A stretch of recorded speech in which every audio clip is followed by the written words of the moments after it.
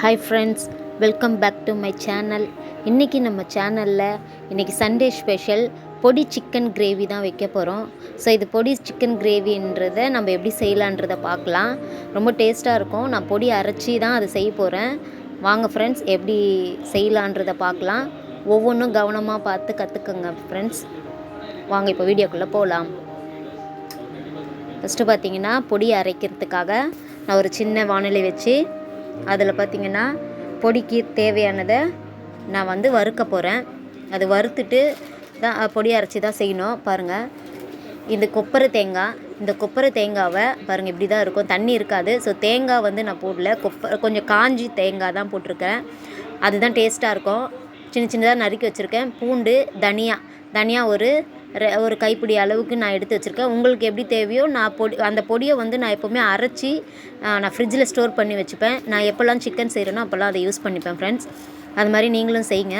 பாருங்கள், இப்போ அந்த தனியாவை எடுத்து நான் வெறும் வந்து கடாயில் வந்து லைட்டாக வறுத்துக்கிறேன். ரொம்பலாம் வறுக்கக்கூடாது, சும்மா சூடானால் போதும், அது வாசனை வரும், அந்தளவுக்கு வறுத்துக்கோங்க.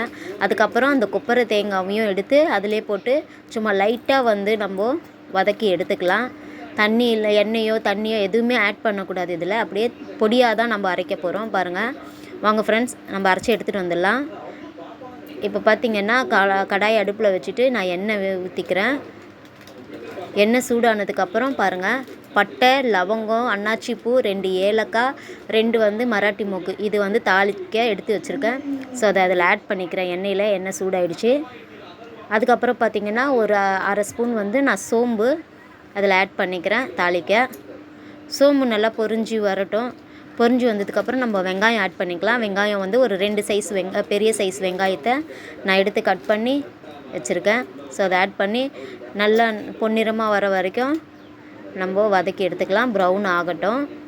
ஸோ இந்த பொடி அரைக்கும்போது பூண்டு வந்து நான் சொல்லும்போது நீங்கள் ஆட் பண்ணிக்கோங்க ஃப்ரெண்ட்ஸ்.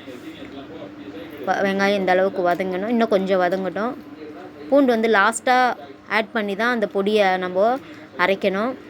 இப்போ பாருங்கள், வெங்காயம் வதங்கின உடனே இந்த ஸ்பூனில் நான் டேபிள் ஸ்பூன் அளவுக்கு, இந்த ஸ்பூனில் பார்த்திங்கன்னா ஒரு 1.25 ஸ்பூன் வந்து நான் இஞ்சி பூண்டு ஆட் பண்ணிக்கிறேன். நான் எந்த ஸ்பூனில் இஞ்சி பூண்டு ஆட் பண்ணணும் அதே ஸ்பூனில் தான் நான் அந்த பொடியும் ஆட் பண்ண போகிறேன். பாருங்கள், இஞ்சி பூண்டு வாசனை நல்லா பச்சை வாசனை போகிற அளவுக்கு வதக்குங்க. அதுக்கப்புறம் பாருங்கள், நான் கொஞ்சோண்டு ஒரு 4-5-6 இலை பார்த்திங்கன்னா புதினா, கொஞ்சோண்டு கொத்தமல்லி, கருவேப்பிலை, இது 3 வந்து கொஞ்சம் கொஞ்சமாக நம்ம தாளிக்கிறதுக்கு தான் நான் ஆட் பண்ணுறேன். ஸோ இது பிரியாணிக்காக இல்லை, அது பிரியாணிக்கு தான் ஒரு கைப்பிடி அளவுக்கு போடணும். ஸோ இது கொஞ்சம் சும்மா ஜஸ்ட்டு எடுத்து போட்டிங்கன்னா, விரலில் எடுத்து போட்டிங்கன்னா போதும், அந்தளவுக்கு இருந்தால் போதும். பாருங்கள், இது நல்லா வதங்கட்டும். பச்சை வாசனை போயிடுச்சு இஞ்சி பூண்டு. இப்போ இந்த ஸ்டேஜில் வந்து நான் கொஞ்சோண்டு மஞ்சத்தூள் போட்டுக்கிறேன். ஒரு ஸ்பூன் அளவுக்கு நான் மஞ்சள் போட்டுக்கிறேன். ஏன்னா வந்து சிக்கன் வந்து ஆல்ரெடி நான் மஞ்சள் பொடி போட்டு தான் நான் கழுவி எடுத்துகிட்டு வந்திருக்கேன். இருந்தாலும் நான் சிக்கன் வந்து மஞ்சள் பொடி அதிகமாக யூஸ் பண்ணுவேன். பாருங்கள், நான் சிக்கன் வந்து ஒரு 1/2 கிலோ கழுவி எடுத்துகிட்டு வச்சுருக்கேன்.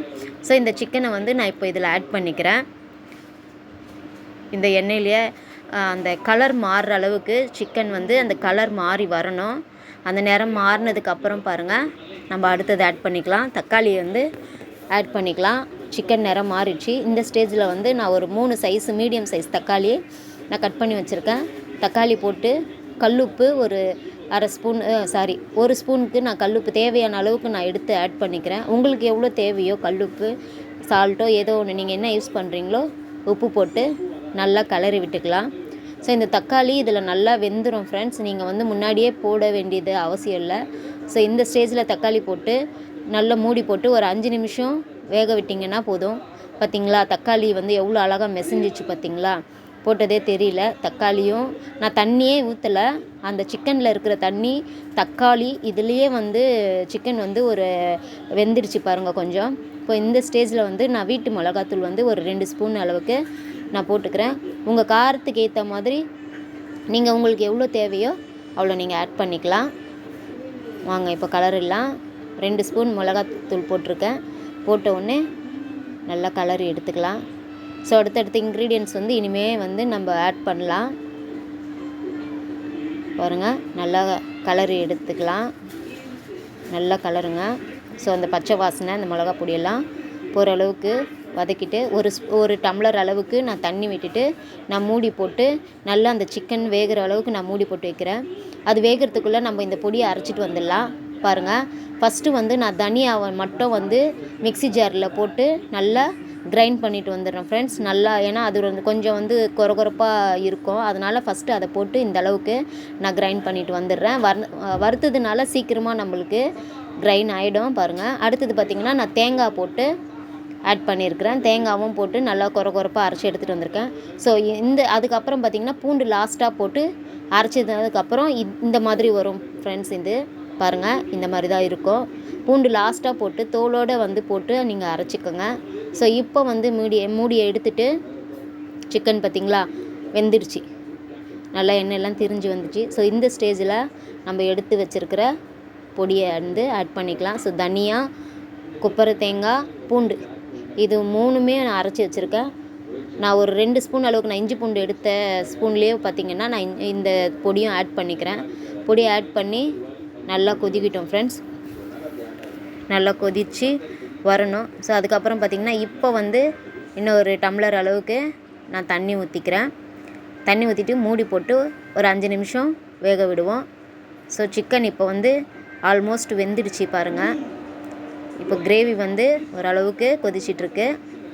ஸோ இந்த கிரேவிக்கு பார்த்திங்கன்னா சப்பாத்தி, பூரி, தோசை இதுக்கு எல்லாமே சூப்பராக இருக்கும். ஸோ இப்போ இந்த ஸ்டேஜில் நான் என்ன பண்ணுறேன்னு பார்த்திங்கன்னா 2 spoon garam masala, 2 spoon chicken masala, கொஞ்சோண்டு கொத்தமல்லி, இது 3 பவுடரும் போட்டு இது 2 பவுடரும் ப்ளஸ் அந்த கொத்தமல்லியும் போட்டு நான் நல்லா ஆட் பண்ணிக்கிறேன். ஆட் பண்ணி நல்லா கலரி விட்டுக்கலாம்.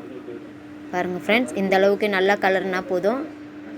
இது எல்லாத்துக்குமே சூப்பராக இருக்கும். இந்த டிஷ்ஷு சாப்பாட்டுக்கு செம்மையாக இருக்கும். ஸோ இன்றைக்கி சிக்கன் வந்து நான் இப்படி செஞ்சுருக்கேன் ஃப்ரெண்ட்ஸ். இது வந்து இந்த சிக்கன் பார்த்திங்கன்னா எங்கள் அம்மாக்கிட்டேருந்து நான் கற்றுக்கிட்டேன். ஸோ நீங்கள் உண்மையிலே செஞ்சு பாருங்கள், ரொம்ப சூப்பராக இருக்கும். நீங்கள் எனக்கு கமெண்ட் பண்ணுவீங்க நல்லா இருந்ததுன்னு சொல்லிட்டு, அந்தளவுக்கு இது டேஸ்ட்டாக இருக்கும். இப்போ வந்து மூடி போட்டு ஒரு 5 நிமிஷம் வச்சு கொதிக்க வச்சிடலாம். பாருங்கள் ஃப்ரெண்ட்ஸ், அவ்வளோதான், நம்மளோட பொடி சிக்கன் கிரேவி தயாராகிடுச்சு. டேஸ்ட்டு செம்மையாக இருக்குது, வாசனை மணமாக இருக்குது, சூப்பராக இருக்குது. வாங்க இதை ட்ரான்ஸ்ஃபர் பண்ணிக்கலாம். பாருங்கள் ஃப்ரெண்ட்ஸ், அவ்வளோதான் ஃப்ரெண்ட்ஸ். இது கரெக்டான இன்க்ரீடியன்ஸ் எல்லாம் அந்த பொடி வந்து கவனமாக அரைங்க. ஸோ இந்த வீடியோ வந்து உங்களுக்கு பிடிச்சிருந்தா லைக் பண்ணுங்கள், ஷேர் பண்ணுங்கள், கமெண்ட் பண்ணுங்கள் ஃப்ரெண்ட்ஸ். செஞ்சு எனக்கு மறக்காமல் நீங்கள் கமெண்ட் பண்ணணும் எப்படி இருக்குன்ட்டு. இதை கண்டிப்பாக ட்ரை பண்ணுங்கள், ரொம்ப சூப்பராக இருக்கும். பார்த்திங்களா எவ்வளோ சூப்பராக இருக்குது பார்த்திங்களா. பாய் ஃப்ரெண்ட்ஸ், தேங்க்யூ ஃபார் வாட்சிங்.